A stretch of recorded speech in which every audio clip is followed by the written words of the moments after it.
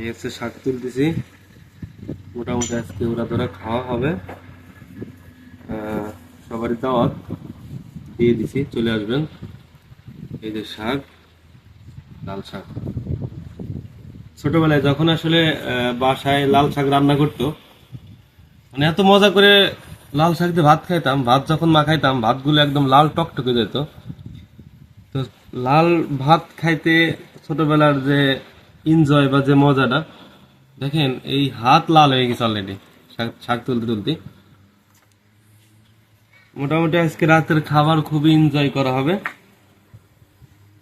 সেই ছোটবেলার কাহিনী মনে পড়তেছে। অনেক শাক তুলছি, মোটামুটি এক ঝুড়ি তোলা হয়েছে। 9 জন মানুষ তো একটু বেশি লাগে আমাদের। তো ওই পাশেরটা তোলা শেষ, এখন এই সাইডটা তুলবো। সবার দাওয়াত, যারা সার্ভে প্রত্যাশী আছেন দ্রুত সার্ভে চলে আসেন। মোটামুটি ওরা ধরা খাওয়া হবে। তাহলে শাকের দাওয়াত দিয়ে দিলেন না?